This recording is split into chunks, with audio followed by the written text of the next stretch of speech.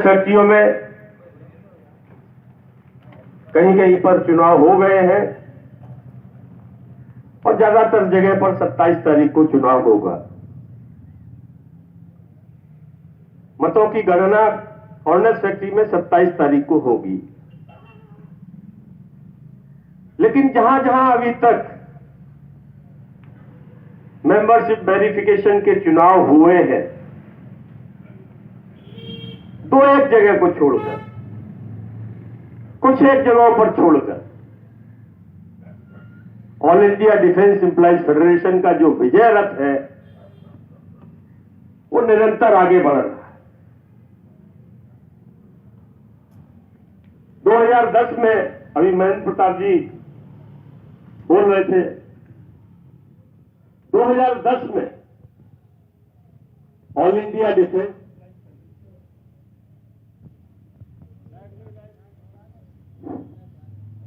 Defence employees federation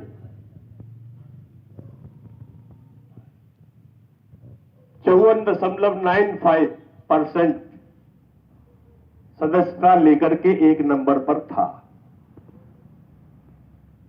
बाकी की 45% में सभी लोग थे।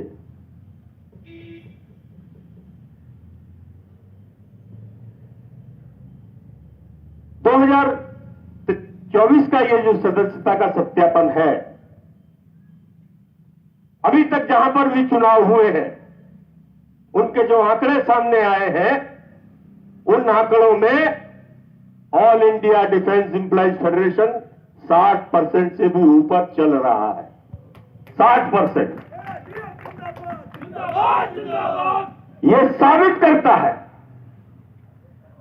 यह प्रमाणित करता है कि जिस समय सदस्यता सत्यापन के सारे आंकड़े आएंगे, उस समय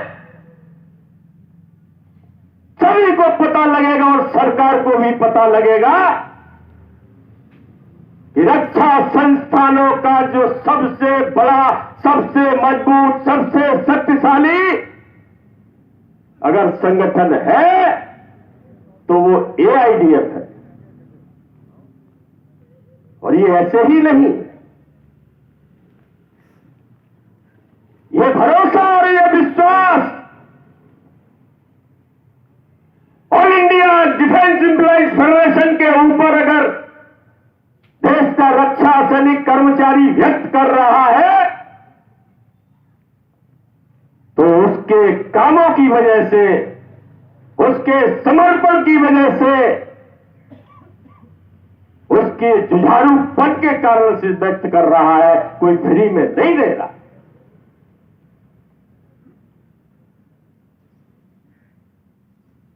आज सबसे बड़ा प्रश्न जो दो है, एक निगमीकरण, एक एनपीएस।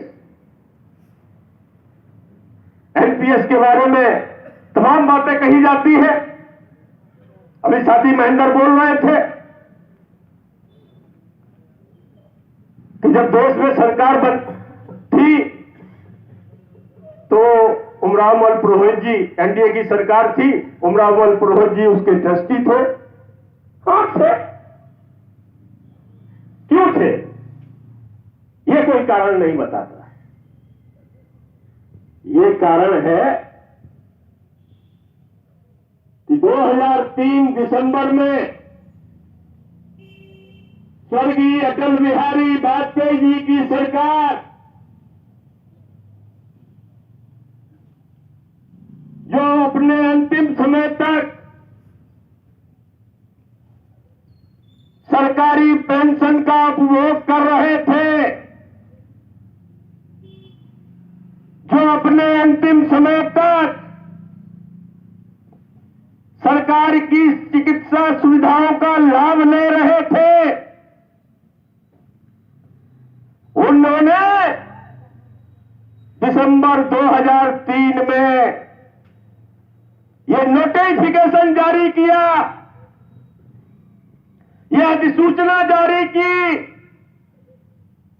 कि 1 जनवरी 2004 के बाद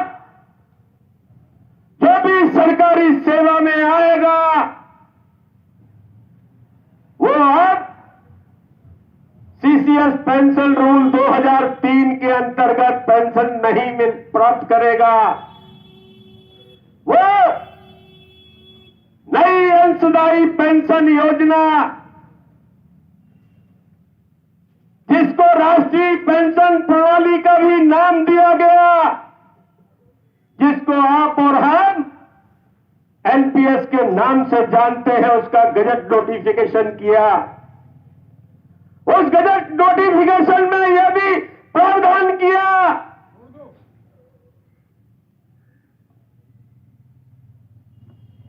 कि उसके लिए एक ट्रस्ट बनेगा जो अंशदान कर्मचारियों का होगा, जो सरकार का अंशदान होगा, उसका रख रखाव करेंगे, रख रखाव देखेंगे। और उसमें उमरावल पुरोहित जी का नाम नहीं था, उसमें नेशनल काउंसिल के सेक्रेटरी स्टाफ साइड, अगर किसी को जरूरत हो तो इंटरनेट पर जाइएगा, डाउनलोड करिएगा, आपको मिल जाएगा कि सरकारी गजट नोटिफिकेशन में नेशनल काउंसिल जेसीएम के स्टाफ साइड सेक्रेटरी पदेन सदस्य होंगे। पदेन का मतलब भी आपको मालूम होना चाहिए कि जो पद पर होगा, उस समय उमरावल पुरोहित जी, स्वर्गीय उमरावल पुरोहित जी जेसीएम के, नेशनल काउंसिल जेसीएम के स्टाफ साइड सेक्रेटरी थे, वो उसके ट्रस्टी बनाए गए। क्योंकि सरकार का ऐसा मानना था, यह जो फंड की कटौती होगी, जो अंशदान की कटौती होगी, उसका रख रखाव करने के लिए कोई एक बॉडी होनी चाहिए, और वो बॉडी में जेसीएम नेशनल काउंसिल के स्टाफ साइड सेक्रेटरी को पदेन सदस्य बनाया गया। यह सही है कि उस समय हम लोगों को भी यह पसंद नहीं आया, और उसी का कारण था कि कुछ समय के बाद कॉमरेड उमरावल पुरोहित जी ने वो पदेन सदस्य को भी छोड़ दिया। ये कोई नहीं बताएगा, क्योंकि आज तो आपका जो पैसा कटता है उसका रख रखाव करने के लिए पीएफआरडीए है, जो 2012 या 2013 में पारित हुआ। 2013 में पीएफआरडीए बना, आज वो रख रखाव करता है।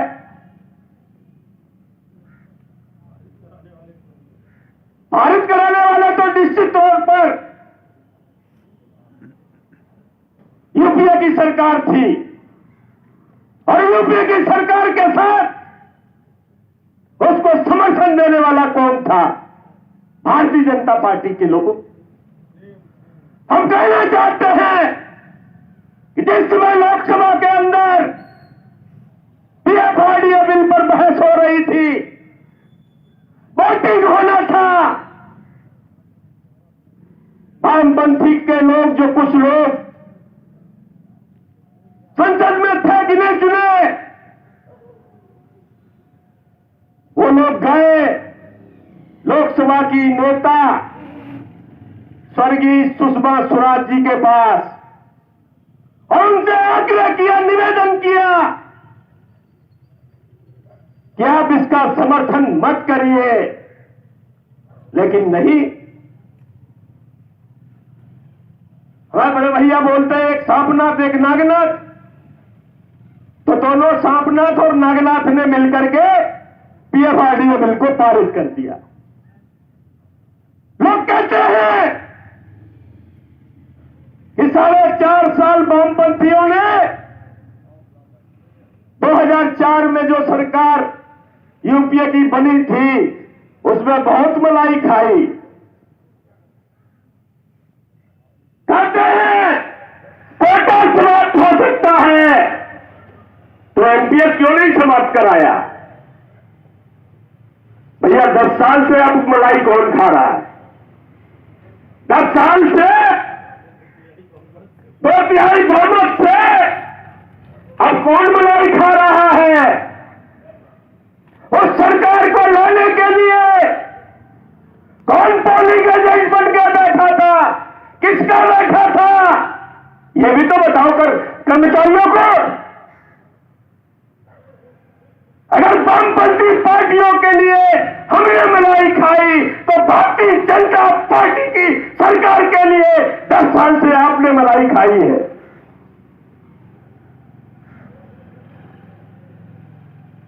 हम कहना चाहते हैं, सरकार कोई भी हो, हमारा धर्म है लड़ना, हमारा दायित्व है संघर्ष करना, और वो हम लगातार करते हैं और करते रहेंगे। और जब तक एनपीएस समाप्त नहीं होता तब तक हम चैन से बैठने वाले नहीं हैं। हां, ये जरूर है कि हम 4 लाख की भीड़ इकट्ठा करते हैं रामलीला मैदान में, उसको किसी मीडिया के द्वारा नहीं दिखाया जाता, किसी पेपर में नहीं आता, लेकिन कुछ हजार लोग जाकर के दिल्ली जब जाते हैं तो सारे चैनल, सारे अखबारों में उसका प्रचार होता है। देश की वित्त मंत्री भी प्रतिनिधि मंडल को बुलाती है, बात करती है, लेकिन वो जो कहती है प्रतिनिधि मंडल के साथ उन्होंने क्या बात की लेकिन पता नहीं, लेकिन जो मीडिया में आया, जो अखबारों में छपा, वो यही था कि सरकार ने एनपीएस में सुधार करने के लिए एक कमेटी बनाई है। वित्त सचिव सोमनाथन जी के अध्यक्षता में एक कमेटी का गठन किया हुआ है और हम निश्चित रूप से एनपीएस में सुधार जरूर करेंगे। अभी कुछ ही दिनों पहले, 4-5 दिन पहले अखबारों में भी आया कि वो कमेटी का रिपोर्ट लगभग फाइनल हो चुकी है और सरकार 35 से 40% के बीच में कर्मचारी के अंतिम वेतन का, जो बेसिक पे होगा, मूल वेतन होगा, उसके 50% के बराबर, 35 से 40% के बराबर पेंशन के रूप में सुनिश्चित करेगी। लेकिन हम कहना चाहते हैं कि वित्त मंत्री के उस बयान का क्या कहीं पर आपने खंडन देखा, निंदा देखी? क्या हम वित्त मंत्री के उस बयान की निंदा करते हैं? कहीं नहीं आया। हमारा तो कहना है कि आप 35%, 40% बात करो, चाहे 70% की बात करो, हम उसको स्वीकार नहीं करने वाले। हमारी मांग केवल और केवल इतनी है कि एनपीएस को समाप्त करो और पुरानी पेंशन योजना, सीसीएस पेंशन रूल 1972, जिसको अब 2021 का नाम दिया गया है, उसके तहत पुरानी पेंशन की व्यवस्था करो। आप 50% अंतिम वेतन का 50%, 60% भी अगर पेंशन के रूप में स्वीकृत कर भी दोगे तो क्या कर्मचारी के सेवानिवृत्त होने के बाद उसके परिवार को फैमिली पेंशन मिलेगी? नहीं मिलेगी। उसका कोई फायदा नहीं, उस पर कोई महंगाई भत्ता नहीं, उसका कोई पे कमीशन के आधार पर रिवीजन नहीं। तो हमको केवल एनपीएस को समाप्त कराना है, उससे कम कोई हमारी मांग नहीं। हम कहना चाहते हैं, भाई लोगों ने एकदम से शुरू कर दिया कि हम तो 8वां पे कमीशन मांग रहे हैं सरकार से, 8वां पे कमीशन को गठित करने की मांग कर रहे हैं। और हमारे संगठन में सबसे पहले मांग कर रहे हैं। अरे भैया, आज तो हर कुछ सब कुछ इंटरनेट पर मौजूद है। पिछली जो नेशनल काउंसिल जेसीएम के स्टैंडिंग कमेटी का मीटिंग है, उसका मिनट्स उठा करके पढ़ लो। उस मिनट्स में लिखा है कि स्टाफ साइड का जो कहना है 1 जुलाई 2024 के बाद महंगाई भत्ता 50% या 50% से ज्यादा हो जाएगा तो उसका मूल वेतन में विलय करो और 8वें पे कमीशन के गठन की घोषणा करो। केवल चिल्लाने से, केवल कहने से नहीं होता। नेशनल काउंसिल जेसीएम का ऑलरेडी पिछला जो स्टैंडिंग कमेटी का बैठक था उसमें ये एजेंडा था, ये बिंदु था, मिनट्स में रिकॉर्डेड है, मिनट्स में दर्ज है। ऐसे ही हवा में कोई बात नहीं करता। हम आज इस रास्ता सत्यापन के संबंध में जो भी बात कह रहे हैं उसके दस्तावेजी प्रमाण मौजूद हैं। चाहे वो एनपीएस का मामला हो, चाहे वो निगमीकरण का मामला हो। हमने निगमीकरण के केस में मद्रास हाई कोर्ट में ये अपने आर्गुमेंट में रखा है। अपनी जो मांग है न्यायालय के सामने, हमने केवल पीआईएल दाखिल नहीं किया, हमने ग्राउंड्स बनाए हैं, हमने तर्क रखे हैं, हमने सैकड़ों अपॉइंटमेंट लेटर रखे हैं और ये कहा है कि आप सरकार हो, बहुमत प्राप्त सरकार हो, आपको नीतियां बनाने का हक है,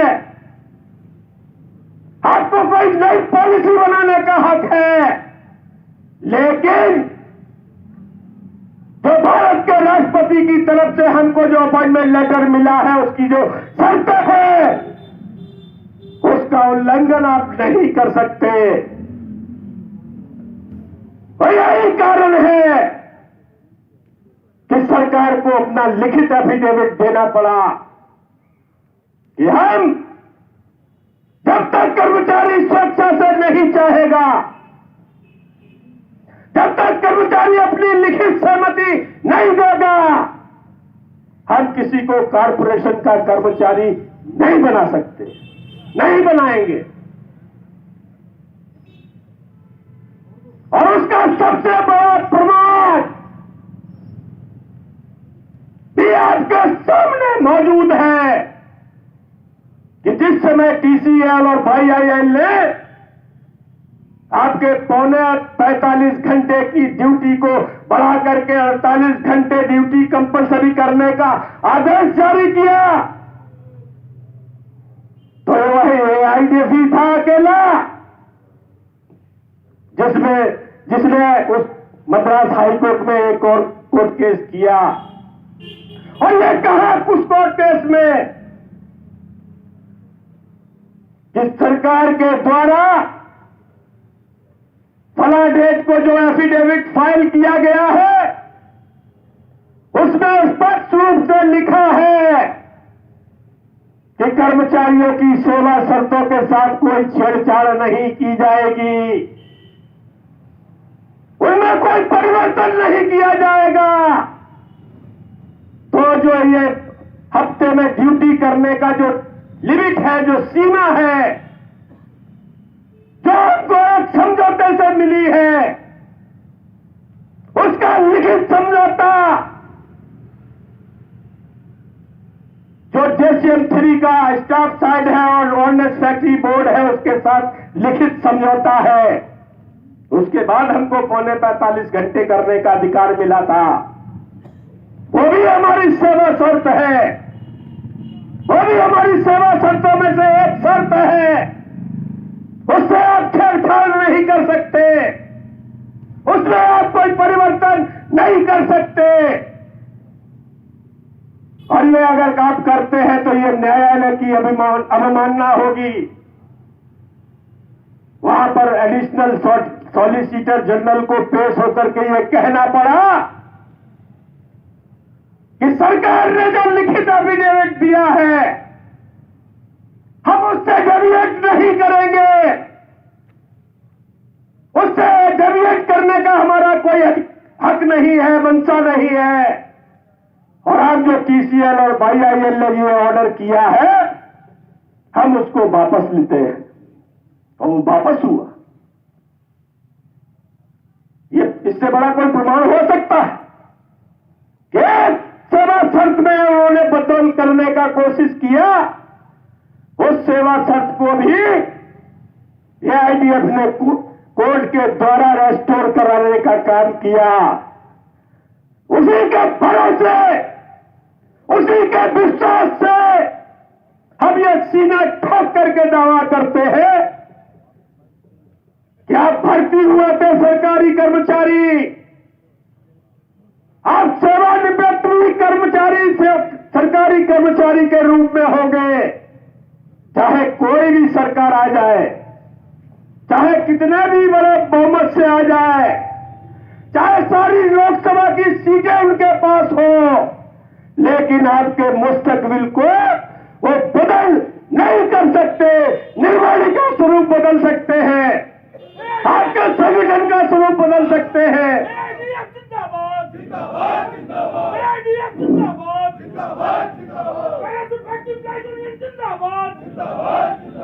ये दीवानों का नाम बदला जा सकता है, ये फैक्ट्रियों का नाम बदला जा सकता है, लेकिन आपके स्वरूप में कोई परिवर्तन नहीं हो सकता, नहीं हो सकता, नहीं हो सकता। ये बात डंके की चोट पर all India defence employees federation आपके बीच में कर रहा है और करता है, करता रहेगा। इसमें अविश्वास की कोई बात नहीं है। इसलिए हम आपसे कहना चाहते हैं कि चाहे 8वें पे कमीशन के गठन का मामला हो, चाहे हमारे इंटरग्रेड रेशियो का बदल करने का मामला हो, जो रक्षा मंत्रालय के अंतर्गत और ऑर्डिनेंस फैक्ट्री के बोर्ड के अंतर्गत जो समझौता हुआ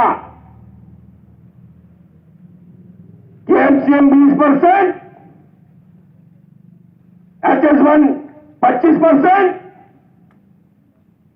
HS2 30%, बाकी का स्किल, ये रेशियो बदल करने का जो समझौता हुआ है उसको लागू होना चाहिए। आप रोजाना देखते होंगे लगभग हर दूसरे तीसरे AIDF के सर्कुलर में ये बिंदु रहता है, उसके पक्ष में सरकार को चिट्ठी जाती है। आपका पीस वर्क कोऑर्डिनेशन जो 7वें पे कमीशन के बाद रीजन होना चाहिए था, जो ऑर्डिनेंस फैक्ट्री बोर्ड के साथ समझौता होने के बाद रक्षा मंत्रालय में पेंडिंग है, और रक्षा मंत्रालय कहता है कि अब तो कॉर्पोरेशन बन गया, अब पीस वर्क कोऑर्डिनेशन क्यों, उसको लटका करके रखा है। लेकिन all India defence employees federation उस मुद्दे को भी लगातार सरकार से रिप्रेजेंट करता है और करता रहता है। ये कोई हवा में नहीं करता, बाकायदा उसकी जो चिट्ठी जाती है वो आप सबके बीच में प्रसारित होती है AIDF स्पेशल सर्कुलर के नाम से। आप पढ़ते होंगे, आप देखते होंगे। हमारे जो NI है, जो अनौद्योगिक कर्मचारी है, उनके कैडर रिव्यू का मामला है, लगातार AIDF उसको रिप्रेजेंट करता रहता है।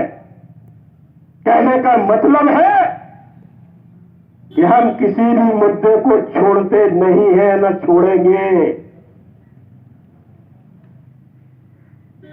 लोग कहते थे करे बहुत मजबूत सरकार है, जो चाहता है वो करता है, लेकिन उसके ऊपर उसके कदमों में बेड़ियां डालने का काम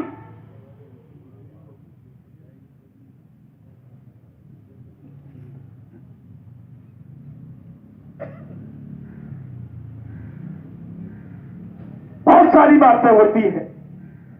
बेड़ियां डालने का काम किसने किया? लगता था कारपोरेशन बनने के बाद सब कुछ खत्म हो जाएगा, लेकिन सब कुछ खत्म नहीं होने दिया all India defence employees federation करते।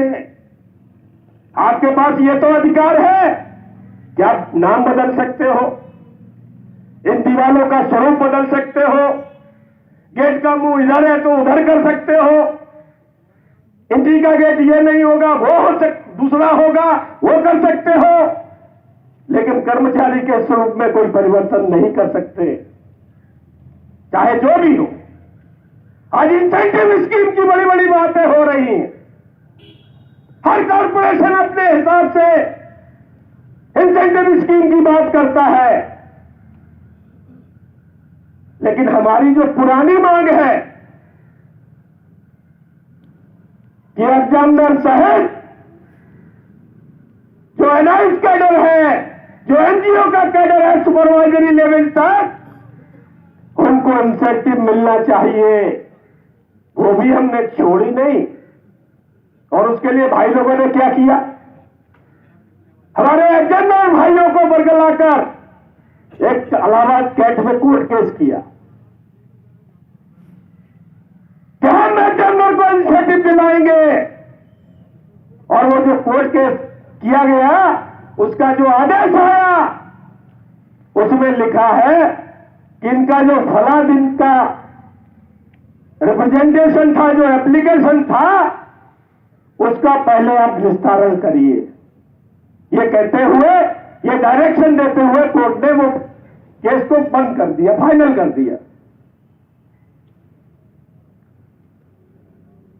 उसको लेकर के हमारे एग्जामिनर भाई तमाम हम लोगों के पास भी आए, बोला अब तो ये कोर्ट का आदेश हो गया, हमको इंसेंटिव मिल जाना चाहिए।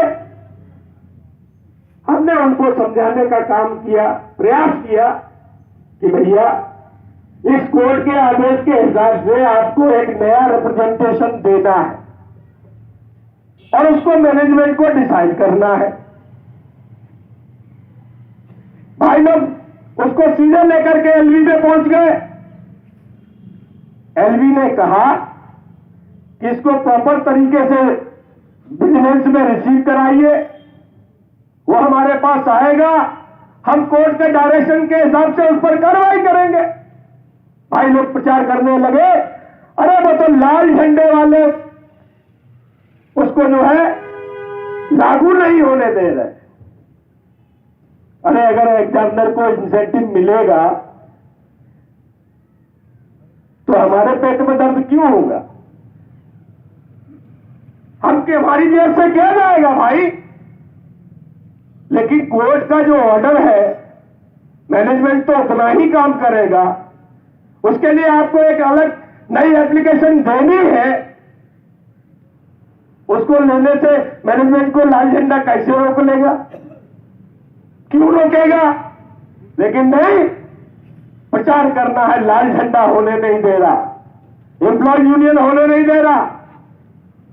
यह इनका काम करने का तरीका है कि झूठ को इतनी मजबूती के साथ बोलो, इतनी ताकत के साथ बोलो कि लोगों को लगे कि नहीं यही सच बोल रहा है, यही सही है।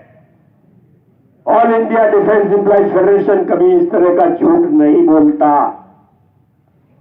क्योंकि ये हमारी अंतिम मीटिंग है। इसके बाद सदस्यता सत्यापन के लिए पैराशूट फैक्ट्री एम्प्लॉय यूनियन के पास मीटिंग नहीं होगी, हमारी अंतिम मीटिंग है। इस अंतिम मीटिंग में अपने साथियों से कहना चाहता हूं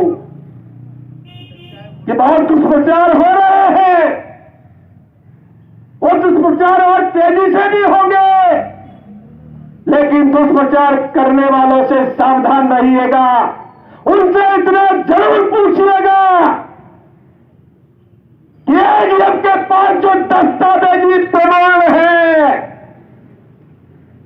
या आपके पास जो दस्तावेजी प्रमाण है, एजीएफ तो सरेआम उनका खुलासा कर रहा है, आप भी खुलासा करिए।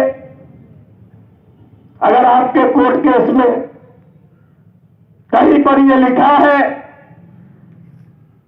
कि सरकारी कर्मचारी की सेवा शर्तों में कोई छेड़छाड़ नहीं की जानी चाहिए, आपके कोर्ट केस में अगर यह आर्गूमेंट है तो कर्मचारियों को दिखाइए।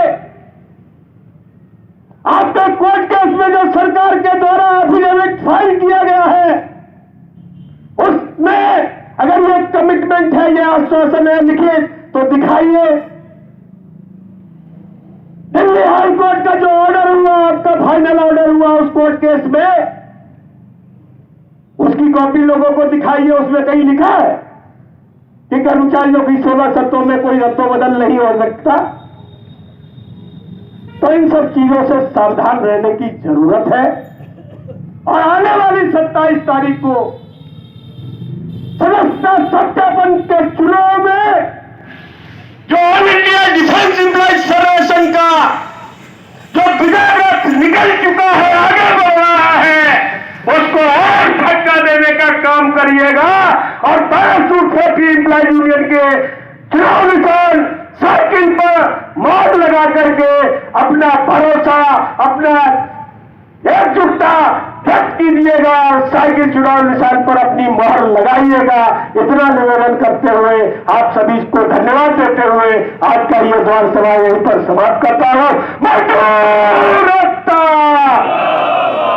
मोहर तुम्हारी कहां लगेगी, साइकिल वाले खाने पे, मोहर तुम्हारी कहां लगेगी, साइकिल वाले खाने पे, साइकिल वाले खाने को, भूलो मत, भूलो मत, साइकिल वाले